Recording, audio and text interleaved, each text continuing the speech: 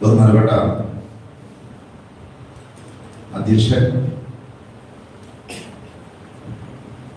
നമ്മുടെ മഹലിന്റെ പ്രസിഡന്റ് മുഹമ്മദ് മുസ്ലിയാർ,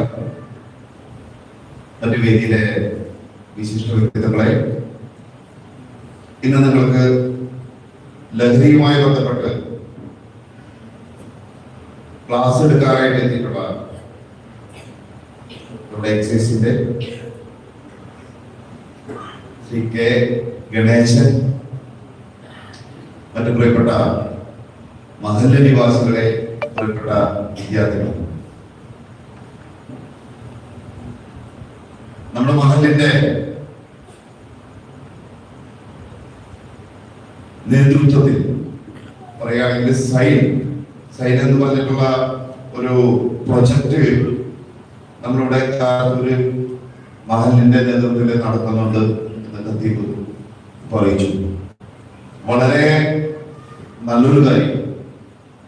എന്താന്ന് വെച്ചാല് ഇന്നത്തെ കാലഘട്ടത്തിൽ എവിടെയും എന്തിന്റെയും ഏറ്റവും ബേസ് ആയിട്ട് വരുന്ന ഒരു കാര്യം അവസാനം ലഹരി എന്ന് പറഞ്ഞിട്ടുള്ള സംവിധാനത്തിലേക്ക് എത്തിപ്പെടുന്ന ഒരു കാലഘട്ടമായി മാറി നമ്മുടെ ഈ കാലഘട്ടം. നമ്മുടെ പോലീസ് സ്റ്റേഷനുകളെ സംബന്ധിച്ചിടത്തോളം നോക്കുകയാണെങ്കിൽ പലതരത്തിലുള്ള ഓഫൻസുകൾ ഉണ്ടാകുന്നുണ്ട്. ഒരു അടിപിടി ഉണ്ടാകുന്നുണ്ട്, അല്ലെങ്കിൽ ഒരു അതികുത്ത് ഉണ്ടാകുന്നുണ്ട്, അല്ലെങ്കിൽ സ്ത്രീകളെ ഉപദ്രവിക്കുന്നുണ്ട്, ഭാര്യയെ ഉപദ്രവിക്കുന്നുണ്ട്, തുടങ്ങി പല ഓഫൻസുകൾ വരുമ്പോഴും അതിന്റെ ബേസ് എന്ന് പറഞ്ഞിട്ടുള്ള ഒരു എവിടെയൊന്നും എത്തുക എന്ന് പറഞ്ഞാല് അത് ലഹരിയുമായി ബന്ധപ്പെട്ടുള്ള ആ രീതിയിലേക്ക് അതിന്റെ ആഴത്തിൽ പരിശോധിച്ചു കഴിഞ്ഞാൽ ആ രീതിയിലേക്ക് വരുന്ന ഒരു അവസ്ഥയിലാണ് ഇപ്പോൾ കണ്ടുവരുന്നത്. കഴിഞ്ഞ ദിവസം നമ്മളുടെ സ്റ്റേഷൻ പരിധിയിൽ തന്നെ 3 പേരെ 45 ഗ്രാം MDMA-യുമായി പിടികൂടിയിരുന്നു. പറഞ്ഞു വരുമ്പോൾ വളരെ ചെറുപ്പക്കാരായിട്ടുള്ള നമ്മുടെ ഭാവിയിലെ വാഗ്ദാനങ്ങൾ എന്നൊക്കെ പറയപ്പെടാവുന്ന, എന്നാൽ ഒരിക്കലും ഇത് ഉപയോഗിച്ചു എന്ന് അല്ലെങ്കിൽ വീട്ടുകാരെ ഈ പിടിച്ചിട്ടുള്ള 3 പേരെ ഒരാള് 25-കാരനും, ഒരാള് 28-കാരനും, ഒരാള് 37 വയസ്സുള്ള ഒരാളാണ്. 3 ഏജിലുള്ള 3 പേരെയാണ് പിടിച്ചത്. അപ്പൊ നമ്മൾ ഒരിക്കലും നമ്മളെന്നൊന്നും പ്രതീക്ഷിക്കുന്നില്ല. ഇവരുടെ വീട്ടുകാര് ഈ 25 വയസ്സുള്ള ഒരു പയ്യന്റെ പാപ്പ ഗൾഫിൽ നിന്ന് മോനാണ് വന്നിട്ട് എന്റെ മുമ്പിൽ വന്നിട്ട് പൊട്ടിക്കറിയാണ് ചെയ്യുന്നത്. സാറേ, എനിക്ക് ഒരു സൂചന പോലും നിലവിൽ ഉണ്ടായിരുന്നില്ല ഇവൻ എന്റെ മകൻ ഈ പറയുന്ന രീതിയിൽ ഇത് ഉപയോഗിക്കുന്നവരാണ് എന്നുള്ളൊരു സൂചന പോലും ഉണ്ടായില്ല എന്നാണ് പറയുന്നത്. അതേപോലെ തന്നെ സമാനമായിട്ടുള്ള രീതിയിൽ ഇതിലെ മറ്റൊരു പ്രതിയുടെ ഭാര്യ വന്ന് നമ്മുടെ അടുത്ത് പ്രശ്നം അറിയിക്കുന്നു. പറഞ്ഞു വന്നത് ഈ 3 പേരെ നമ്മൾ വ്യത്യസ്തമായിട്ടുള്ള സ്ഥലങ്ങളിൽ നിന്ന് പിടിച്ചുവെങ്കിൽ ഈ 3 പേര് ചിലപ്പോൾ ഒരു പക്ഷേ നമ്മളുടെ കുടുംബത്തിൽ നിന്നും ആദ്യമായിട്ടുള്ള സാഹചര്യത്തിൽ നിന്ന് നമ്മൾ തള്ളിക്കളയാനായിട്ട് പറ്റില്ല.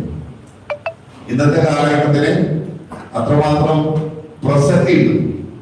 നിലവിൽ നമ്മളൊക്കെ വിചാരിക്കുക എന്താണ്, ഇപ്പൊ എന്റെ കുട്ടീനെ പറ്റിയിട്ട് ആരെങ്കിലും ഒരാള് മോശം പറഞ്ഞു കഴിഞ്ഞാല് ഞാൻ സമ്മതിക്കോ?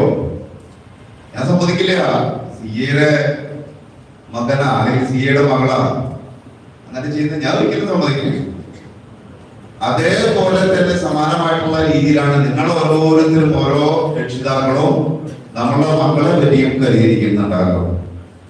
എന്നാൽ അതല്ല എന്നുള്ള കാര്യം നമ്മൾ ആഴത്തിൽ ഇവരെ പറ്റിയിട്ട് പഠിച്ചാൽ, ഇവരെ പറ്റി കൂടുതലായിട്ട് മനസ്സിലാക്കി കഴിഞ്ഞാൽ കുറെയൊക്കെ നമുക്ക് ഇവരെ ഇതിൽ നിന്ന് കരകയറ്റാനായിട്ട് സാധിക്കുമെന്നുള്ള വസ്തുത കൂടെ ഞാൻ ഈ അവസരത്തിൽ പറയുകയാണ്. ഇപ്പോ പല കാലഘട്ടത്തിൽ നിന്നും വ്യത്യസ്തമായിട്ട് നമ്മളവിടേക്കാണെങ്കിൽ ഒരു സമയം കഴിഞ്ഞ് കഴിഞ്ഞാൽ വീട്ടിലേക്ക് വിളി വരും, വീട്ടിൽ നിന്ന് വിളി വരും. എവിടെയാണ്, എന്താണ്, ഒരു 10 മണി കഴിഞ്ഞ് കഴിഞ്ഞാൽ ആകെ പ്രശ്നമാണ്. പക്ഷെ ഇവിടെയൊക്കെ ഇതൊന്നും ഒരു പ്രശ്നമില്ല. വീട്ടുകാരെ ഇതിൽ നിങ്ങളൊരു വലിയൊരു കാര്യം മനസ്സിലാക്കുക.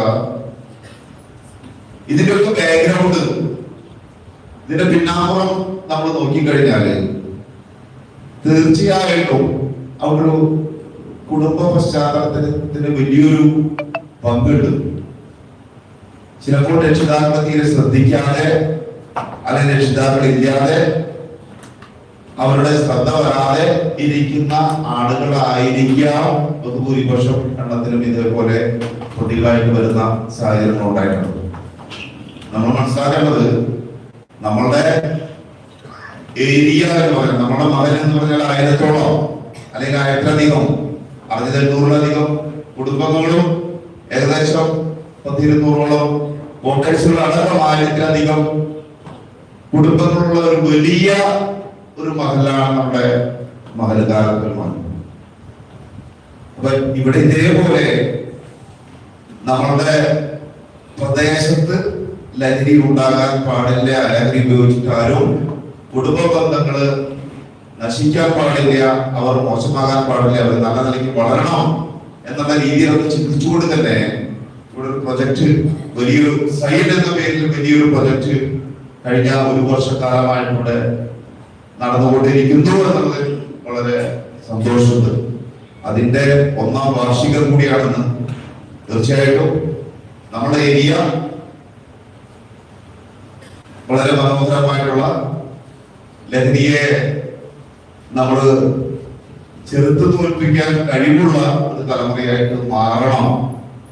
അപ്പൊ ഈ അവസരത്തില് എല്ലാവരും ഭാവുകങ്ങളും നേരാണ്. ഞാൻ ഒരു പ്രോഗ്രാമിലേക്ക് ഇനി പങ്കെടുക്കേണ്ടതുണ്ട്. ഞാൻ കൂടുതലായിട്ട് സംസാരിക്കുന്നില്ല. എന്നുവെച്ചാൽ ഇതിനെ പറ്റിയിട്ട് ആധികാരികമായിട്ട് പറയാനായിട്ട് കഴിവുള്ള ആളുകൾ നമ്മളെ സംബന്ധിച്ചിടത്തോളം നമ്മുടെ വിമുക്തി പ്രൊജക്ട് ശരിക്കും പറയുകയാണെങ്കിൽ ലഹരിയുമായി ബന്ധപ്പെട്ട് അവരെ റീഹാബിലിറ്റേഷൻ അടക്കം ഡീഅഡിക്ഷൻ അടക്കം ചെയ്യുന്ന വിമുക്തി എന്ന് പറഞ്ഞിട്ടുള്ള സർക്കാർ പ്രൊജക്ട് ഉണ്ട്. വളരെ വലിയൊരു പ്രൊജക്റ്റാണ്.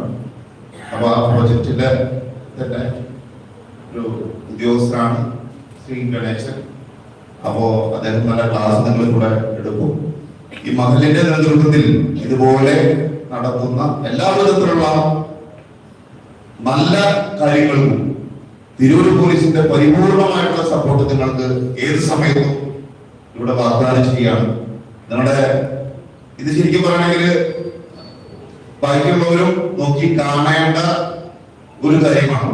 നമ്മൾ ഇതൊക്കെ ആഴത്തിലേക്ക് ഇറങ്ങിച്ചേരണം. ശരിക്കും പറഞ്ഞാൽ ഞാൻ പറഞ്ഞല്ലോ, നമ്മളിപ്പോ മൊത്തത്തിൽ നമ്മൾ ആദ്യം ചെയ്യേണ്ടത് എന്താ, നമ്മള് മൊത്തം നാട് തന്നതിനേക്കാൾ മുമ്പ് നമ്മൾ ആദ്യം എന്ത് ചിന്തിക്കണം, ആദ്യം ഞാൻ ശരിയാണോ എന്നുള്ള കാര്യം ആദ്യം ചിന്തിക്കണം. അതിനുശേഷം നമ്മുടെ കുടുംബത്തെ നന്നാക്കാനായിട്ട് നോക്കണം. മനസ്സിലായില്ലേ? പിന്നെയാണ് നമ്മുടെ ബന്ധുക്കളിലേക്കും ഏറ്റവും ആദ്യം തന്നെ ഇതിലേക്ക് പോകരുത്. നമ്മൾ അങ്ങനെ സ്വയം നിങ്ങളൊരു കാര്യം മനസ്സിലാക്കുക. ഇപ്പൊ ഇവിടെ അടിയിലും മുകളിലായിട്ട് എത്രയധികം ആളുകളുണ്ട്.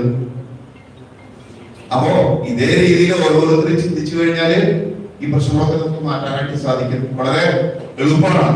അപ്പൊ തീർച്ചയായിട്ടും അതിന് എടുക്കുന്ന പരിശ്രമങ്ങൾക്ക് എല്ലാവിധത്തിലുള്ള ഭാവങ്ങളും മഹലിന് നേരുന്നു. അതോടൊപ്പം തന്നെ ഈ സൈൻ പ്രൊജക്ടിനും എല്ലാവിധത്തിലുള്ള ഭാവങ്ങളും നേരുന്നു.